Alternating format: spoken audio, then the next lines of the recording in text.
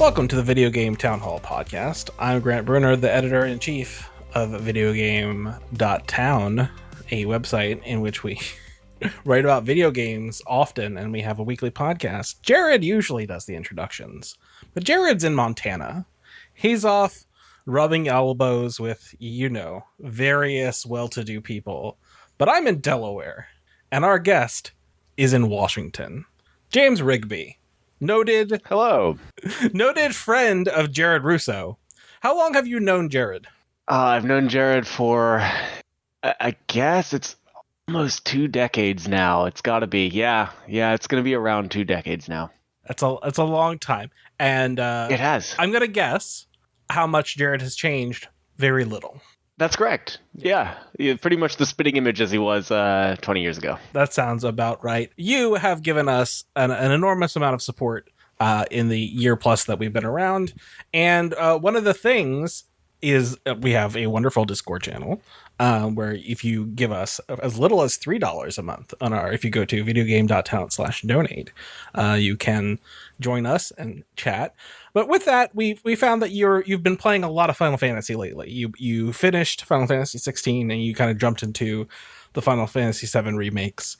And I figured it would be a good time to talk about what does Final Fantasy 17 looks like. And I guess we're going to start off with what's your background with Final Fantasy? What are your experiences, your earliest experiences, and what has led you to this summer where you're having a Final Fantasy summer as well as Jared? Right. Yeah. I mean, I think for this summer, part of the reason that it ended up being a Final Fantasy summer was in fact Jared. But I think my earliest experience, funnily enough, was not terribly early. I think the first Final Fantasy game that I played was 10. I played it on the PS2. Mm-hmm. And I remember sort of talking a lot about that game with another friend of the podcast, Darren Lewis, who's been on before. And that was actually one of the first games that really sort of kindled our friendship as well. And obviously Jared, not at the time, he still hasn't even played it, so I think from what I heard, I think he's maybe getting to it now. Yeah, so he's about to get there. Yeah, so that was my first ever experience with it, but since then I have gone back and played actually the iOS releases of 1 and 2, mostly as a sort of educational experience than anything else. I had a similar experience of when they put out the kind of the remasters on Game Boy, on the Game Boy Advance. Okay. Was because first of all, 2 didn't come out in the US until much later. True. And I did not play it on the NES, and I certainly didn't play it on a Famicom. But I was exposed to Final Fantasy. It would have been called 3, but Final Fantasy 6 on the SNES. I believe a cousin had it. But I did not play Final Fantasy seriously in as much as having a copy of my own, and I have my own save file, et cetera, until Final Fantasy 7. And so that was and I feel like that's probably a large number of people's onboarding onto Final Fantasy in the West. Now, obviously, if you're in Japan, that was probably earlier where the onboarding happens, but 7 was certainly the big one in the United States. That's definitely where it appeared to get critical mass, and I think at least from my perspective, 10 also then sort of cemented it as one of the series that was sort of this is also now an important series in the West, not only in Japan. For sure. And when Jared, because I think this episode just came out when we're recording it, so you may have not even heard it yet. But when Jared was basically asking me what do they do next if they were to do something like they did with 7, what do they revisit? And it's for me, I think as somebody who has been in kind of maybe not the deepest of all time, but fairly deep in Final Fantasy fandom for a long time, I think the answers are people's favorites tend to be 7, 6, and 10, and then you will have then a mix of the various other ones. There will be 8 defenders. There will be 4 defenders that. There are people whose favorite is any one of them, but I think those are the 3 that people care about the most. Yeah, I agree with that. And so you played 10. Did you mess with any of the online ones, or you just because here's a fun thing I learned is you're also a PSO person. I am a PSO person, absolutely. And that did make me somewhat interested in the MMO ones. Mm-hmm. what I heard of 11, I actually think I did dabble with it during some sort of a free demo at one Mhm. point. And I was always kind of intrigued by it, but I also remember hearing that, like, from what I know of that game, like, it was kind of a full-time job. Like, it wasn't really something you could play casually and sort of like have a good time with. It was something that was like many MMOs, I guess, It's pretty something much that the you really MMO had to invest a formula lot of of time no, in. fuck you. You're going to put hundreds, if not thousands, of hours into this. Yeah, yeah, This is going to be exactly. the game that you play. Um, and Yeah, and as such, people have extremely like strong feelings about them. Like people, the same thing with totally. like 14 is like people have extreme feelings about that. But what about, did you play 12 when it came out? Funnily enough, I played only a little bit of 12 because, and so like I started playing it and didn't finish it. And the reason was that I was borrowing it from Darren at the time. Mm-hmm. And then I think that was around the time I went to college. And Mm. so I was like, okay, well, I'm not taking my PlayStation with me to go. So I guess I'm done playing this for now. And so it's one of those games that I've always wanted to go back and finish because I was enjoying what I was playing at the time. But didn't actually get through all the way through. And I would say you would probably have a significantly better time because they have made over the years a lot of good quality of life improvements for 12. And I would Oh, say, have they? yeah, oh yes, yeah. I didn't know that. I would say that you would probably have a much better time than when you were playing it like at first, when it launched with the original release. I think you would end up with a much better experience now. Oh, cool. And then 13. I have heard Jared do a fair bit of hating on 13. I would say I'm mildly positive. It's definitely not my favorite Final Fantasy, but I have positive feelings about Final Fantasy 13. I I think the main positive things I have to say about 13 are just about the music, but that's not in a way that's almost a cop out because nearly every Final Fantasy game They're has gonna such have good really good music. music, yeah. But I mean, so the weird thing is, as much as I'm like not a fan of 13, I played 13, 13.2, and a good portion of Lightning Returns before having a real crash out and not playing it anymore.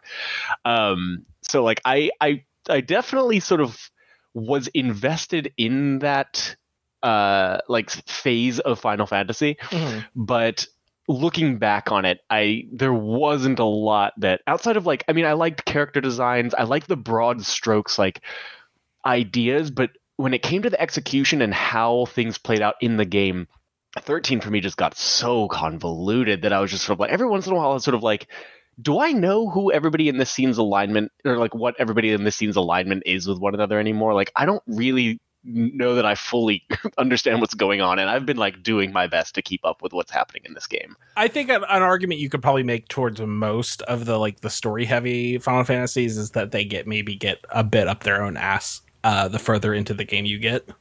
I think that's true. I think 13 for me, it wasn't even that it was like necessarily had anything specific to say that I found too like dense or Mm-hmm. heavy-handed. It was more just that like the actual like instruments in the narrative that they used to tell this Mm-hmm.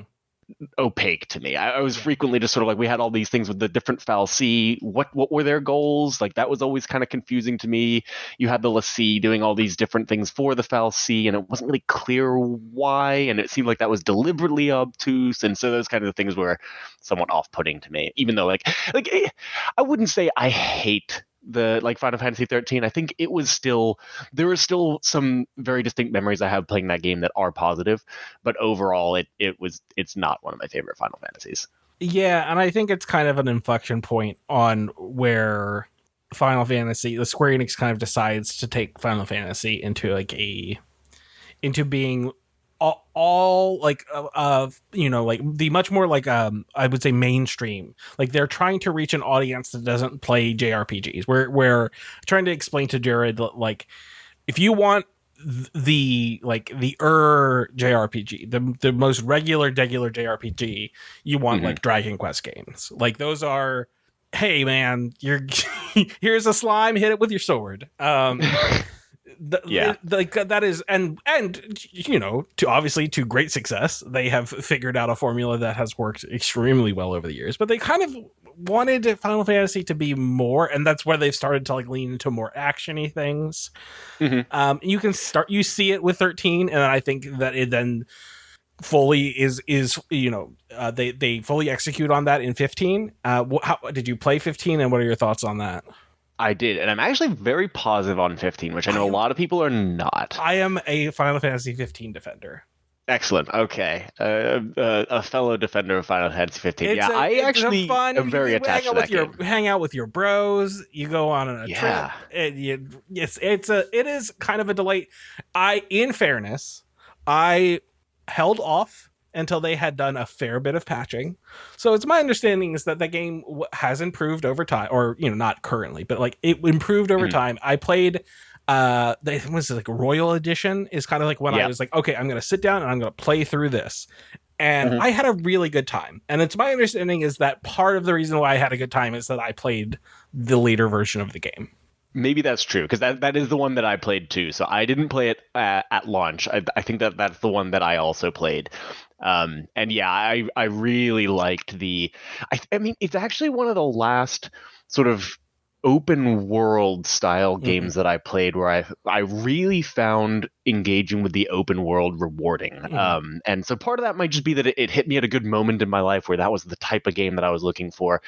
But yeah, that sort of phase of the game that you spend sort of like driving around, going on a road trip, going all these places, like there were just so many quiet moments in that game that were just like really, just made me sort of like zoom out a little bit and just think like, wow, this is a really nice experience. I'm having a good time. I can sort of take it at my own pace. And I know a lot of criticism for 15 ends up being leveled at the ending, and specifically like the sort of way the game sort of closes in on itself and becomes very linear. Mm-hmm.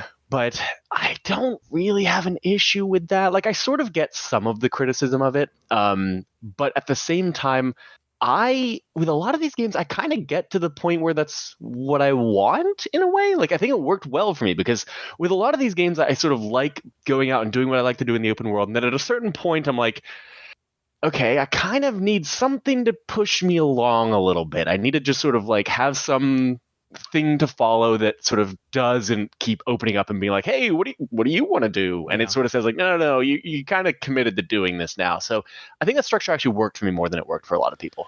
And also, like, I don't have like a ton of like detailed memories of the ending, but what I do, like, when I think about the ending of Final Fantasy 15, I think about the four of them kind of like all huddled together, basically as like if we're gonna die Yeah. together. Like that Yeah. is the snapshot that I have in my head of the ending of Final Fantasy 15, and I'm like, yeah, This good game.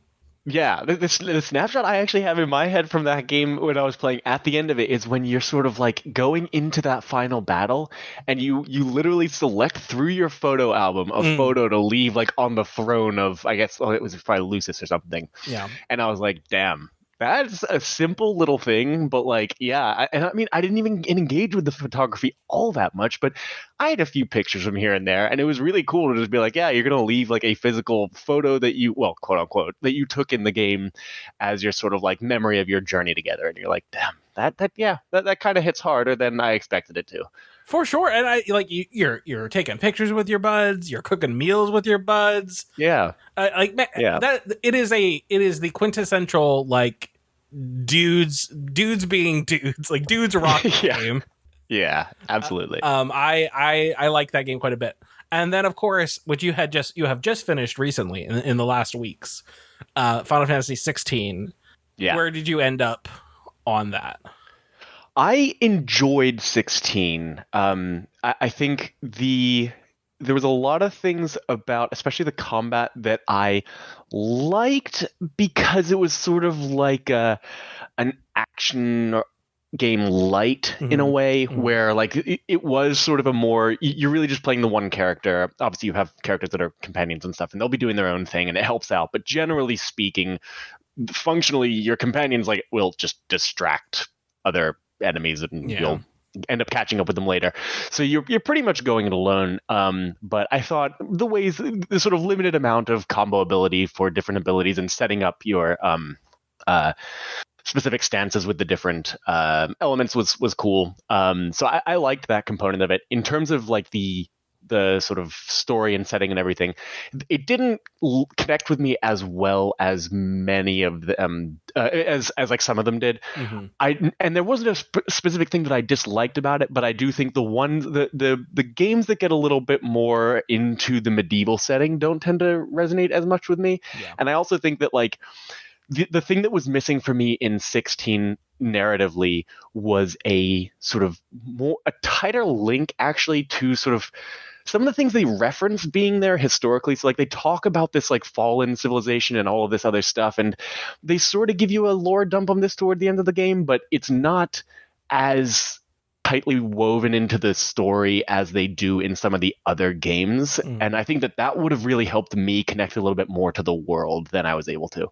For me, I agree that I think that definitely the more of the like medievally fantasy parts of it of Final Fantasy don't jive with my taste as much as like the steampunk, cyberpunk, sci-fi stuff that they can do. Yeah.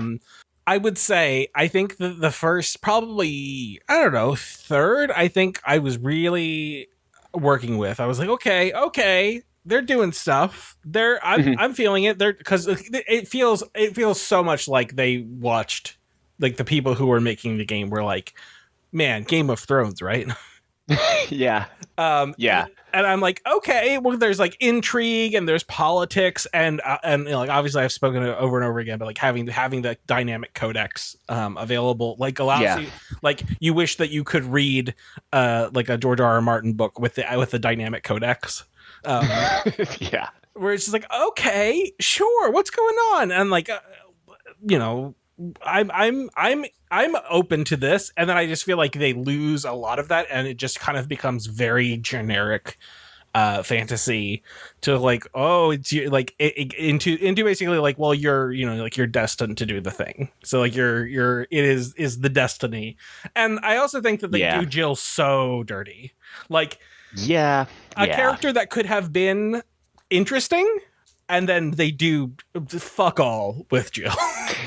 Yeah, I think the characters in that game in general like were a little bit weak. I think Sid was also one that was really, really good, and then like, the not to spoil anything about that, but he's not around the whole time, and so like you have that sort of playing. And so I do think, like, to your point, the second half of that game is a little it's a fair bit different than the first half, both in terms of the vibes, but also into like what they're doing with the characters in a way where like by the end of it, like I like Clive well enough, but there weren't a lot of other characters in that game that I ended up really feeling strongly about.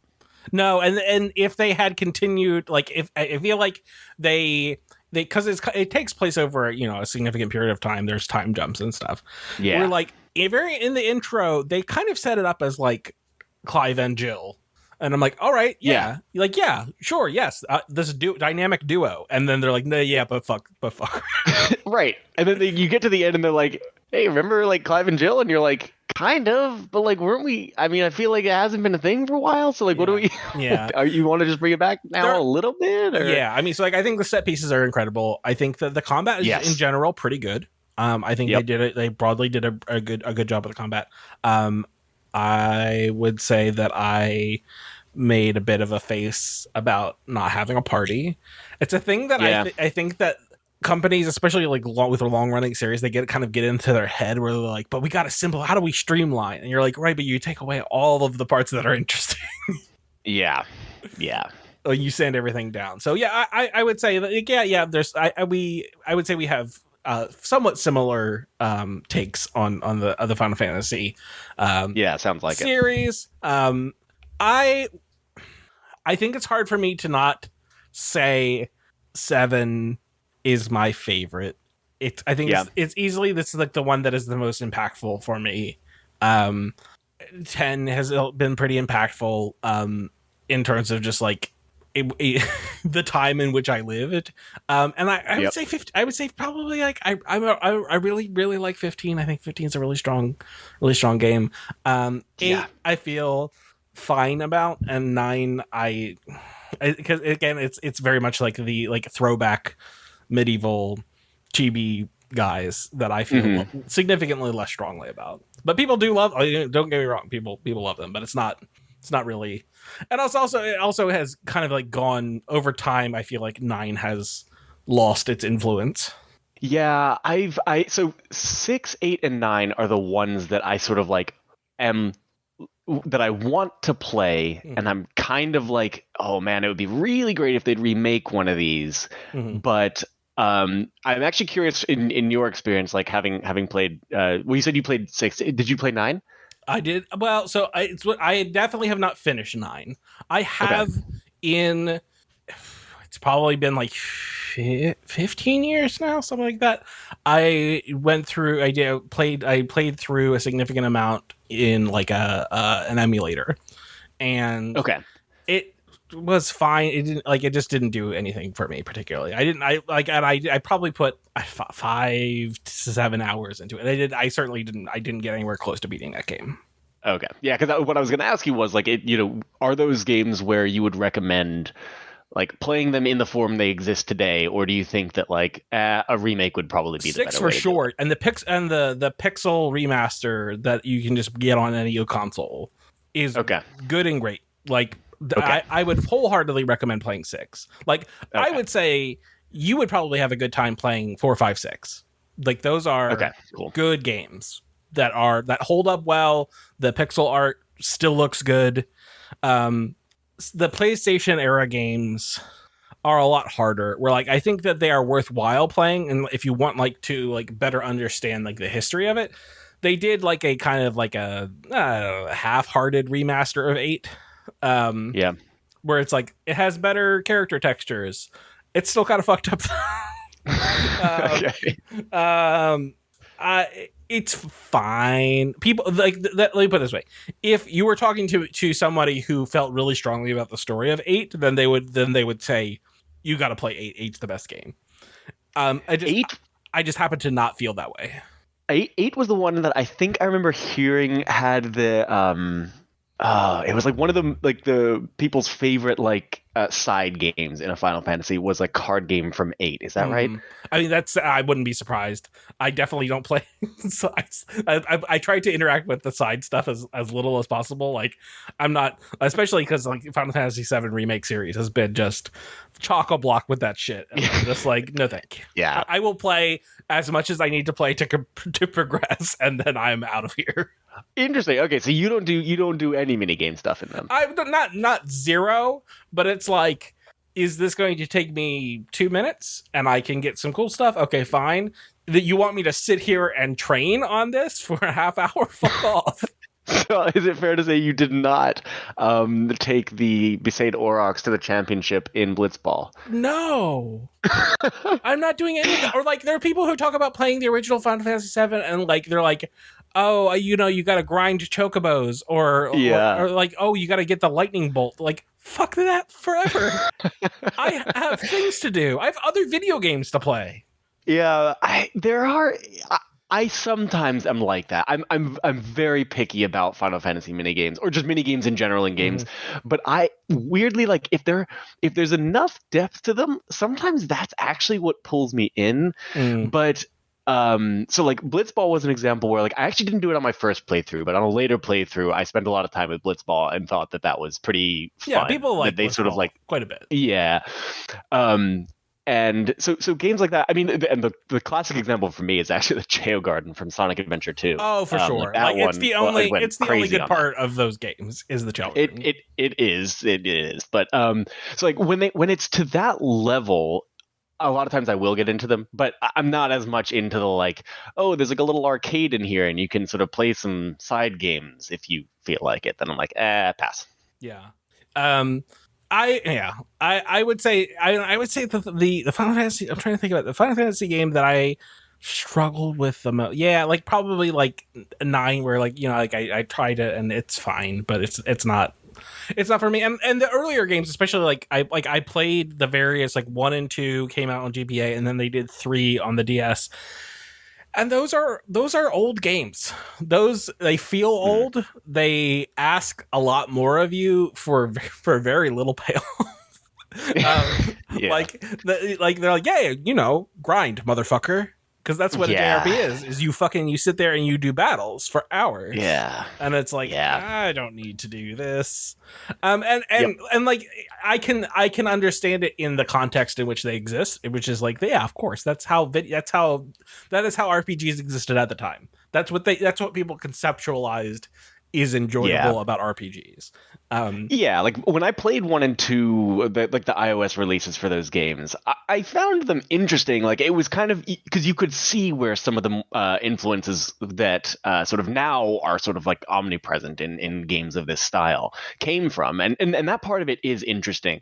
But I definitely didn't find those to be games where I was like, wow, that was like amazing to play in, the 2010s. It's sort of like we've gotten better at making these now. Like it was interesting, and I enjoyed my time with them well enough to finish them, but like it's not something that I would go back and play, and it's not something that I'd be like, oh, you should definitely play like those first two. No, and especially two. Like I feel like if you want history of like, oh shit, what is like early Final Fantasy, you play 1, and then And then if you really care about job stuff, skip 3, go to 5. Like, you play Final Fantasy, which is kind of like the reason it's like, hey man, they didn't bring Final Fantasy 2 to the West, because it's like it's more of that game. It is. I feel like, interestingly, the story and characters were a little bit more fleshed out into, which I actually appreciated, because in terms of like the strict combat, like it was sort of like, yeah, we are past this now, so like it's a little rough to be going back this far into the game mechanic time machine, but so like weirdly, I think I actually did prefer 2 to 1, but yeah, your point stands that like realistically, like a lot of the stuff that 1 was doing didn't change for 2, outside of like hey, we're gonna maybe do a little bit more with the characters, and these guys have like names now. Yeah, the thing that I really remember about 1 that really fucked my shit up was that like if you kill a character, if a character dies before you selected before your attack pops off, it's like, yeah, you just attack the air pal. Oh, like, yeah. It's like, It turns out your guy is a moron, and he just doesn't really register that there's nothing there anymore. Yeah, no, that was a brutal thing going to it. Trying to like patch together like, okay, well, what is the ancient part of this series that I definitely didn't play until I was a teenager, whenever it came out on GBA is when I played it. But let's get into Final Fantasy 17, the game that is definitely being worked on in some capacity, but we don't know anything about. Yeah, because there's no official announcement, but at the same time, you're like, I don't think 16 was just the end of the series, so I'm sure there's some ideas rolling around somewhere. Yeah, they did make 16 of the numbered games, so surely there's going to be a 17th game. 16 good games begets another, surely. Yeah. Is there something about the setting, like a setting, like do you want them to get back to a more sci-fi setting, or do you think that they have done that enough that you want to see them like go off in something entirely different? I think a sci-fi type setting could work. I think that they haven't really done as much of the sort of cyberpunk style since. Is it 7 really? I mean, maybe there was a little bit of that. 7 is definitely their cyberpunkiest.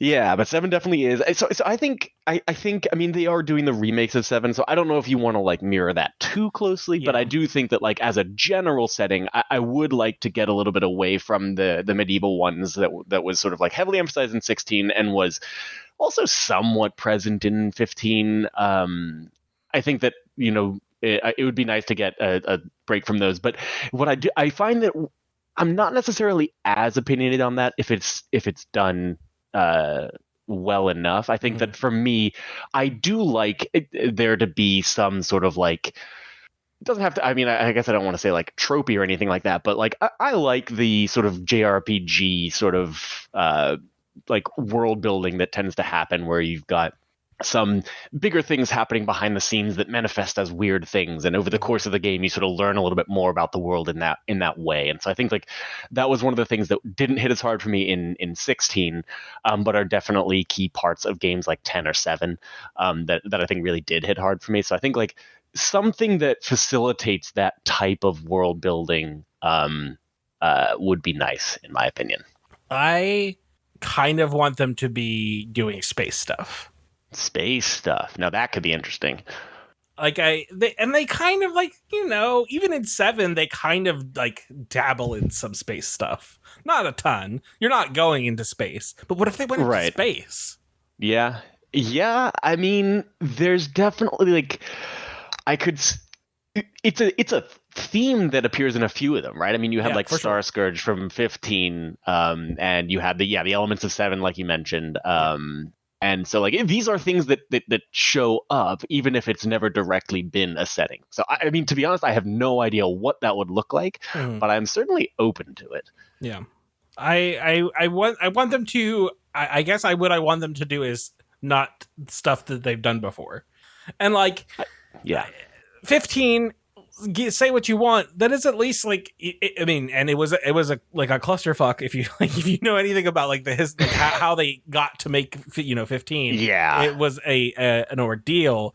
But like not for nothing, but like they did it wasn't just, hey, you remember Final Fantasy? It's pretty good. Like they were making swings. Mhm. And I would like them to make bigger swings. And clearly they want Final Fantasy to be bigger than it is. Like I think it is easily profitable, but you know how companies are. Like Yeah. profitable isn't what they want. They want like massively, infinitely profitable. Yep.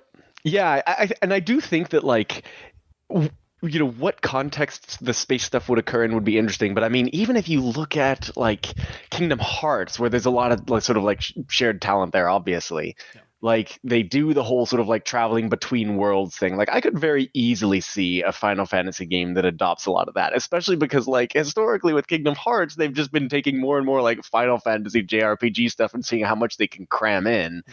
I feel like what if you just like did that but in like the actual series that normally does this type of thing? Like I think that there would be room for that sort of a sort of like multiple planets Yeah. story type Final Fantasy where like the solar system, galaxy, universe, whatever it is, could play a more significant role in sort of setting the stage for it.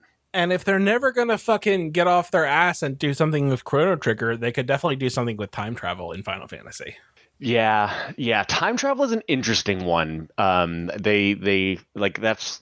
I think the games that I've played, I actually think video games do time travel better than most other media. Like, Mhm. because I actually tend to not like time travel, but the It's games that also I've it's often played, gets tied up in its rules.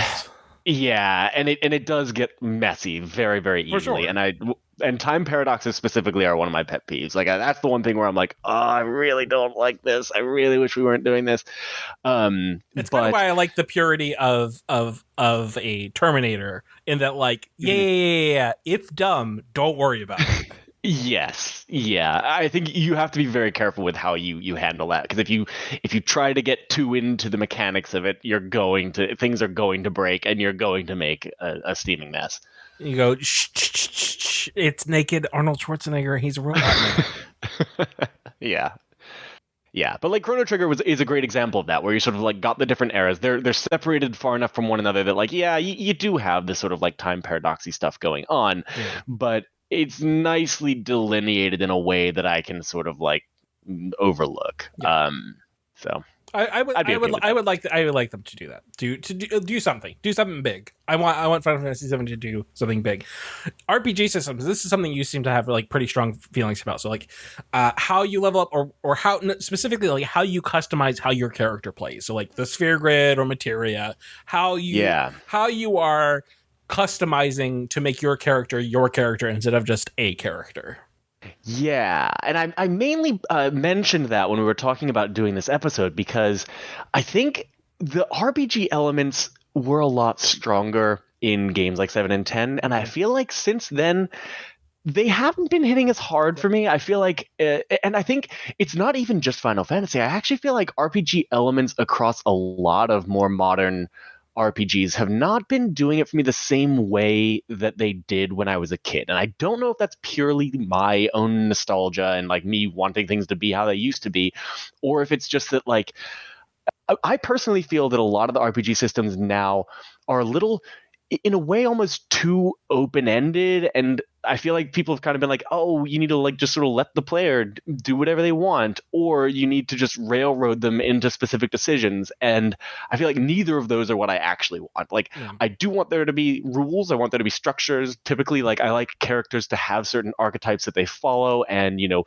I should be allowed to break that mold if I really feel like it, but it should generally be like, yeah, it's not really going to always go that well if you sort of like want to make one of your tanks into a white mage or something like that. Like if you just start investing a bunch in magic, like it's not really supposed to work like that. So I think like those types of things I felt have not worked as well for me in the more recent releases. I don't know if you feel the same way though. I would say yes. That we're in such a weird spot because like once Call of Duty 4 happened, once Modern Warfare happened, it's like all games that previously were not RPGs are now RPGs, and now RPGs are diluted RPGs. Yeah. And I think people to some extent are like, "Oh, you're diluting it for console players." I was like, I don't buy any of that. I think that they are quote unquote diluting it to try to mainstream it to get as many people as possible. Like they want it to be. They want people to play, and like having touched both of the Final Fantasy VII free to play Ever Crisis, and then I went and I touched the Grand Blue Fantasy, which was the original RPG, which just now got ported to the West. And these free to play games, and it's like, oh, this sucks. Oh, this shit. Yep. These are bad. Yeah. Yeah, because it's dumb shit for people because they just want you to like tap the button and then open spend money for pools or whatever.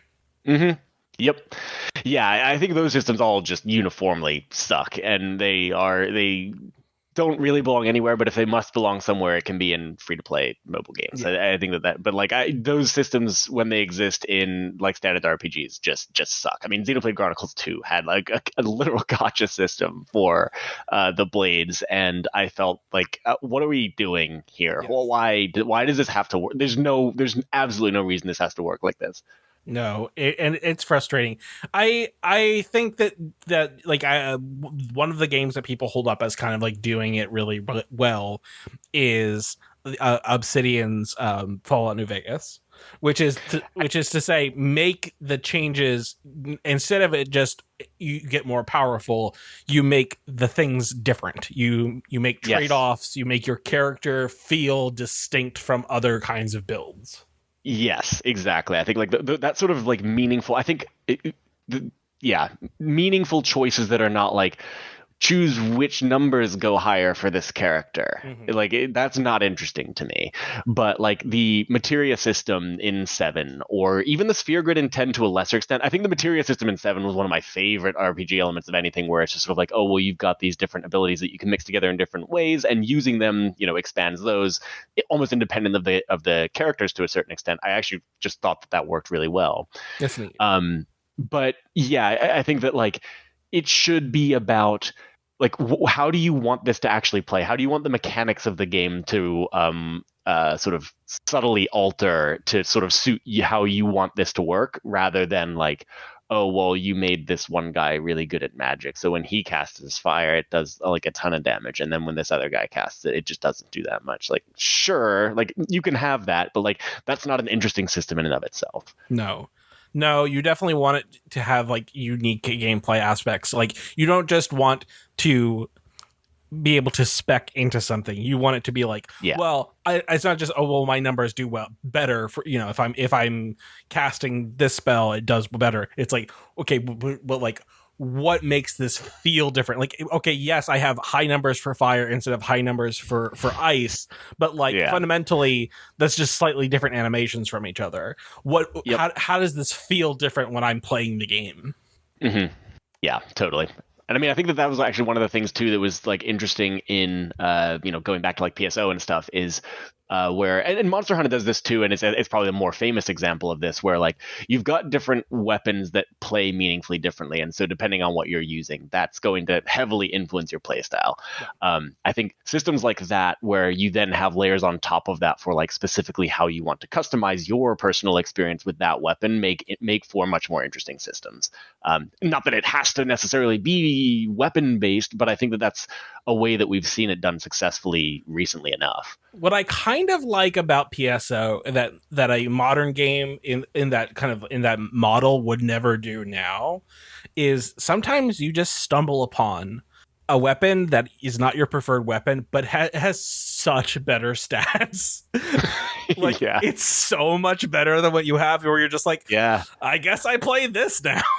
Yeah, I kind of have to use it. Yeah, I mean, that's an interesting example too, because like it's one of the ones where like the reason you're doing it is because the number's bigger.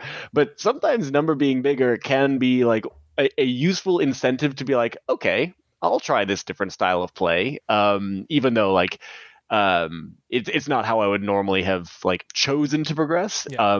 There's elements of things like those types of, I mean, they are just random elements, but when those come into play, they can be done very well. I don't necessarily have anything against sort of like random aspects to progression, so long as they provide you meaningful choices to make that aren't just, okay, well, the number's bigger and now it plays the same, but the number's bigger.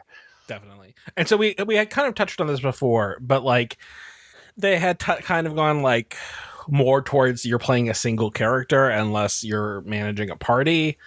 It seems to be not just them. It seems to be a kind of a trend across not just JRPGs, kind of like RPGs, in other countries as well. Of like you are playing your character and not a party, which I would say is nice. Baldur's Gate 3 goes very much against many of the trends in RPGs, which is probably part of why it works so well. Is that it's delivering something that is nobody else was delivering at the time.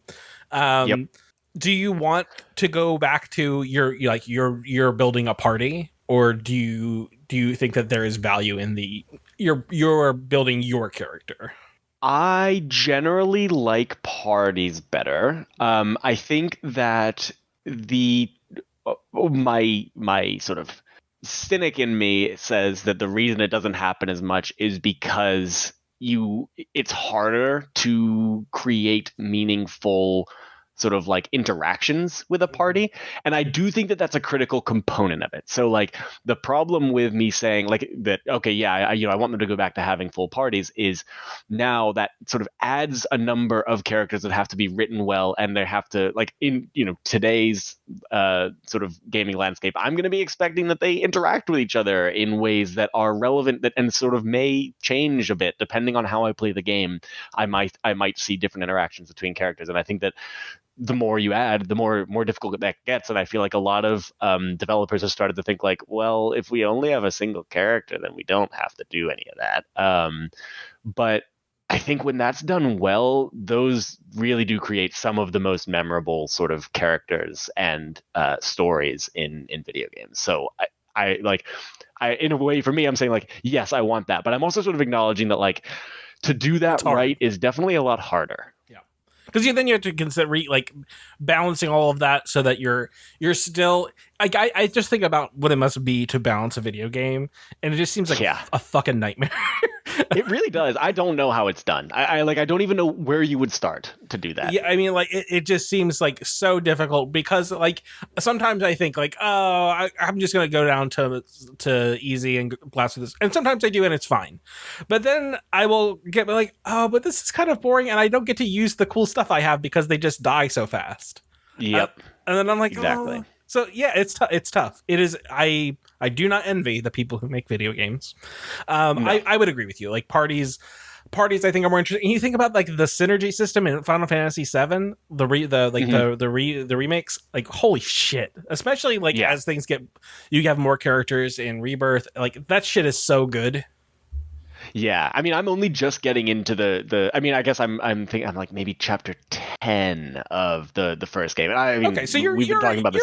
You're in the home stretch. You're getting there. Oh, am I? I actually don't. The thing is, I don't even know how long the game is. I sort of know is it 15 chapters. Okay, something like that. Chapters. Then I also don't really know, like, do the chapters get longer or not? I know it is, generally speaking, a more linear experience, which I am really liking so far. I think for the Mhm. phase of the game that 7 Okay, it's is. 18 chapters apparently. Oh, okay. Okay, so a little over half, Yeah. potentially, depending on how long they get. But like, Yeah. I think that it is a little bit more linear, and that's definitely working for this phase of the story for me. I think like it makes a lot of sense to tell the Midgard part of this in a linear way.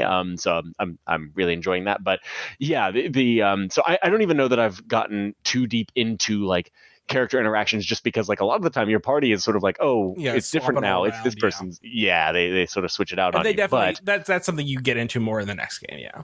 yes, but 7 is also like, I mean, especially the remake is definitely an example of like, oh yeah, it's not just your single character, you have the whole party. The combat system definitely expects you to use the whole Hmm. party, and they are meaningful characters that add a lot to the scenes even outside of the mechanics of the game. Like they add a lot to the narrative. So it's definitely an example of when the party system is done well, it really enhances the game. And this leads into the next thing, which is elements to steal from other games in Final Fantasy and potentially even out of Final Fantasy. One, I think, which we talked about earlier, is steal the dynamic codex, keep that going. Yeah. Yeah, But that really helped me get into. You mentioned that, I didn't get to touch on it in the moment, but like I had a big gap in the middle of my 16 playtime that I was only able to overcome and get back into the game because of that. Like it's it so good. really, really helped with that. And yeah, more games need this. It's so clever. Please, everybody, steal that shit. It's what that game came out, and I was doing podcasts. I'm just like, please, everybody, steal this. I feel the same way about Yes. uh, Elder Scrolls 5. What the fuck is it called? Skyrim. Is I'm fairly like on Skyrim and Elder Scrolls in general, but the way that they implemented the quick where you could quickly change things in in your inventory just by using the D-pad while you were playing the game. Like you're not just like you're not in it's a sub menu and you're just Mhm. doing that in the D-pad. I'm like, why are more games stealing this? You should just steal Yeah. this. You can just take it. Just take it and put it in Yeah. your game. Real estate. Just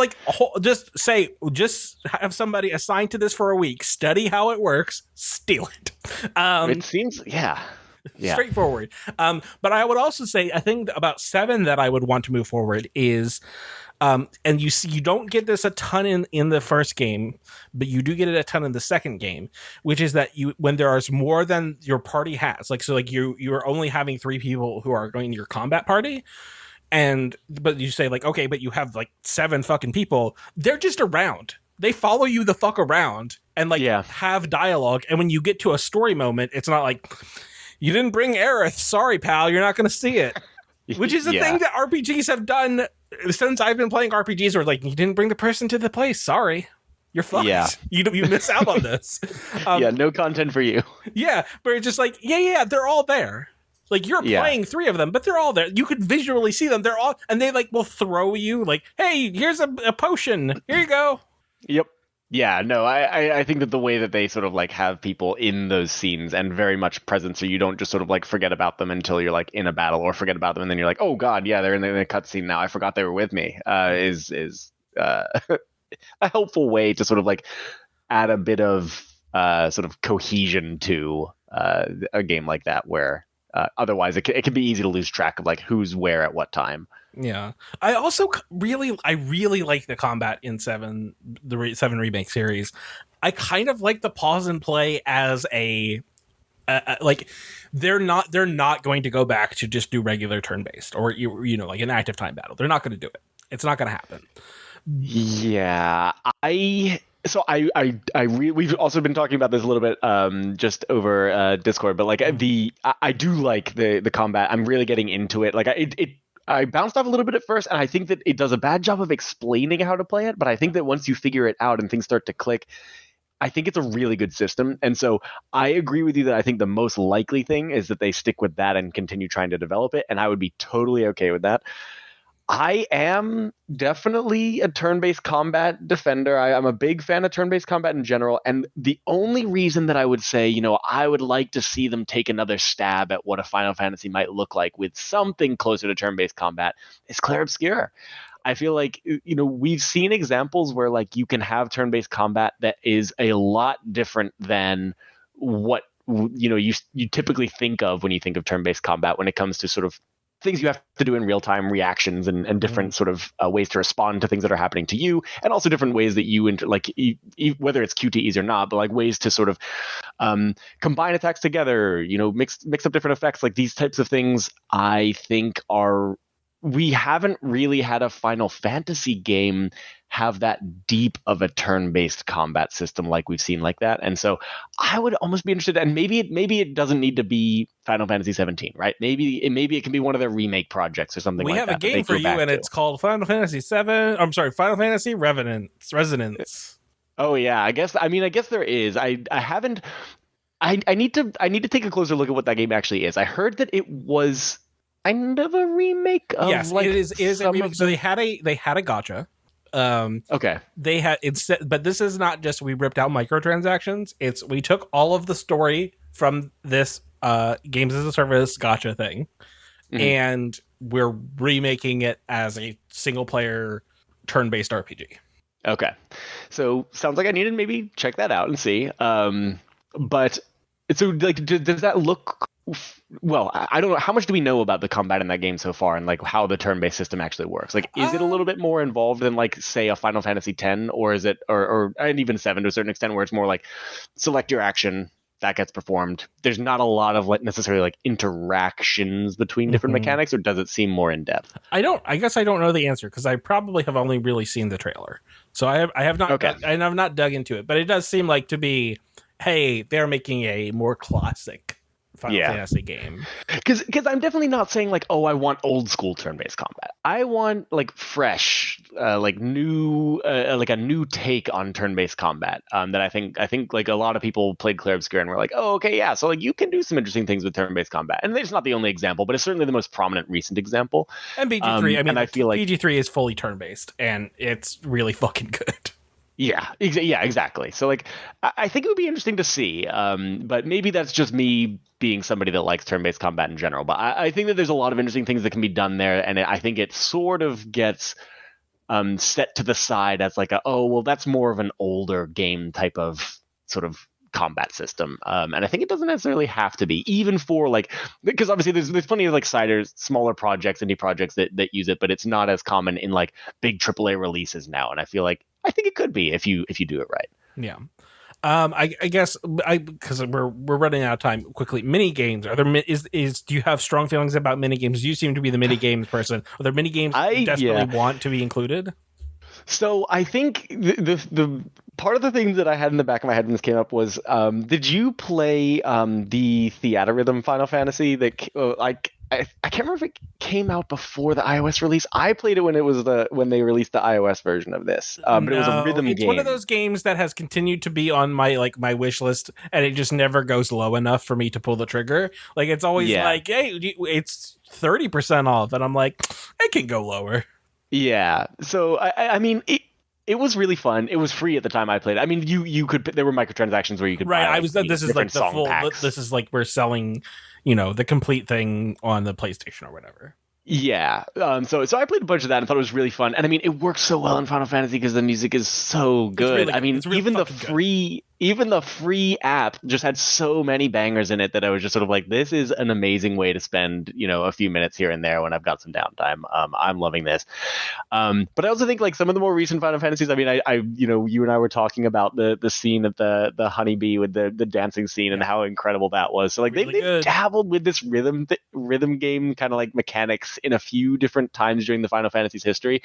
And so I was talking earlier about how like, with for me, I like there to be a mini game that in a way is like, it's completely optional. You don't have to interact with it at all. But if you do, it's like pretty fleshed out, and there's like a lot of different like progression systems that sort of like, it almost is this game in and of itself. And so I feel like the dream for me would be to have like a first class mini game that is rhythm based in like a Final Fantasy release, because I feel like they have all the pieces there in a way that they just need to like think about it a little bit and flesh it out and have something on the side that works that way. But even if it's not rhythm based, I think that some sort of more these games always have mini games. They just always do. A lot of them are much more minor things though. Like Chocobo Racing is in, I don't even know how many Final Fantasy releases now. I think it's like the majority of them, but like there's only, I think, one of them that I ever spent too much time on Chocobo Racing with. and it's never been my favorite thing. But some of the stuff like Blitzball in 10, or I actually really got into. Did you do any of the fishing in 15? I did, and it's totally fine. I liked fishing a lot. It wasn't like my favorite of all time. They did put out like just a fishing like a side game, a Final Fantasy 15 fishing game that they sold as a separate product. I remember that, and I did not go that far, but it's good. It's fun. It's a JRPG. There's got to be fucking fishing in it. There's got to be some fishing, right? But yeah, so I'm curious to see what they do. But basically, whether rhythm based or not, I am hoping that it features some like meaty mini game that is not sort of like that's totally optional, but like does have some interesting depth to it. I think that adds a lot to these games for me when it's there, especially with 10 and Blitzball. I think they did such a good job with it being like, oh, it's actually like part of the universe in a meaningful way. There's a big story beat that centers around it, and like so it feels very organic that it is there. And so I think something like that adds a lot of sort of depth to the world that I think works nicely, and also just gives a nice distraction to be like, okay, you know what? Maybe I want something a little bit different. I don't even need to play a different game. I just go to play this other game mode. Yeah, and here's what I will say. I don't want to give you too much information, but just you're going to have a good time in Final Fantasy VII Rebirth. I have heard that the mini games go a little off the rails in Rebirth, so I'm looking forward to seeing what all the hubbub's about. Just your rhythm ideas. There's stuff there. Okay. I'm loving the other that. thing about Final Fantasy VII Rebirth is that when Jared is back from the Wild Wild West and he starts playing Rebirth, we're going to lose him to Queen's Blood. Yeah. The crazy thing is, I thought Queen's Blood was going to be the path to get him in, and that he got fully Final Fantasy pilled before he even touched Queen's Blood. Yeah. I actually did just listen to this week's podcast episode this morning, so I am up to date on his sort of Final Fantasy journey, and I was pretty not actually surprised, but impressed, because sometimes he can be stubborn about those things. But he clearly was very like sort of he's fallen for it. He's 100% sold. Yeah, I mean, it is. It just is. Like, it's as simple as and that. And also, I've been telling him basically as long as I have known him is, hey, dude, you would really like this. And he's like, pshaw. Yeah. And then he keeps bringing up like, oh, should I play Xenoblade? And I keep telling him, no, never play that game. You won't like it. I think that there are small elements in that game, in those games, that he would like, except it's surrounded by like 80 fucking hours of things he would hate. It really is like, yeah, I just think that the highs would just be so few and far between for him in those games that it's just an impossible recommendation for me to make. Yeah, definitely. And the very last thing before we wrap up is, are there kind of like Final Fantasy spin-offs, and I think Theater Rhythm might actually be your answer, that you would really like to see, if not in Final Fantasy 17, but like a side game? Yeah, that's the big one for sure. Like, I think that would be like seeing more there would be a lot of fun. The other like side games that I mean, I know you're also into are the tactics ones. Oh, for sure. I don't know if they have anything in the works in the tactics space. They redid the Final Fantasy, the original Final Fantasy Tactics. I played a ton of the Final Fantasy Tactics Advance. It's so good. I love that game. I would love a modern re-release of Tactics Advance. Yes, and for me, it just needs to be a re-release. You don't need to remake anything really. That game is fine. I've played it on an emulator in the last several years, and it really doesn't need a whole. Just re-release it, and you'll be fine. Good. But I would like to see like maybe a new entry in that series. I think could be very interesting. Yeah, I never played, because I know they put out like basically Advance 2 on the DS, and I never played it. I tried it, and it wasn't as good as the original, but it was still good. That sounds right. Yeah, it was still good, but it I don't think it did very well, and it definitely wasn't at the same level as the one on the Advance. Yeah, I mean, it ended up not going really anywhere. For me, I have really, really strong affections for Final Fantasy Crystal Chronicles. And okay. Did you ever play that on the GameCube? A little bit, but funnily enough, I played it when I was young enough that I actually don't think I fully got how the game was supposed to work. So I don't think that I made a whole lot of progress. But the funny thing was, I was also at a stage in my life where I didn't always need to progress in games to enjoy it. So I actually had some fun with it, but I don't think that I made any meaningful headway into beating it. Yeah, it was like me and my cousin we just played the ever loving shit out of it for like it was a summer game where we just played it, not necessarily every day, but like probably like 3 or 4 times a week. Yeah. We would just play like a good chunk of those, and it's just a light. They have made other games, and they ended up kind of like remastering it and kind of fucking it up. I remember them fucking up the remaster of it, which is a huge bummer. But it just seems like something that we could do now, especially like if you're playing online. You could, if everybody has their own screen, you're being able to do kind of like relive the, you have your GBA screen to do stuff. Like, it just seems like we would be there, and they just really have never executed. I don't know if that would be a spiritual successor, but it's something that I think about sometimes. Is, man, what was good? Final Fantasy Crystal Chronicles on the GameCube. Yeah, all you need that'd be is a pretty cool. GameCube, 2 connection cables, and 2 Game Boy Advances, or 4 if you wanted to do 4-player. Man, yeah. So some of the peripherals they had back in the day for like ways to play these games are kind of wild when you think back on it. Like, there's just, I mean, you would never. It's just not even commercially viable as a product today. But no, and I think it's one of those things where like. It probably makes sense, like in Japan, to a bunch of people who in Japan, where it's like, well, I'm just all the way in this ecosystem, and then it ships to the rest of the world. Everybody's like, I don't have fucking 4 Game Boys. Are you high? What are you talking about? This isn't how anybody does anything. Yeah, I mean, it's the same thing with like Guitar Hero and stuff, right? I mean, like, they stopped making those, and I mean, like, people just aren't going to spend hundreds of dollars getting the controllers they need to play a single game. No, and then the people who even had them are like, where the fuck am I going to put a drum set? Yeah, exactly. Turns out people don't have houses with a bunch of space that they can just throw all of their video game peripherals. Like, we don't live in that world anymore. Even if we had the money to buy them, we have nowhere to put them. Yeah, James. Is there anywhere online that you want people to find you, or is it just the Video Game Town Discord?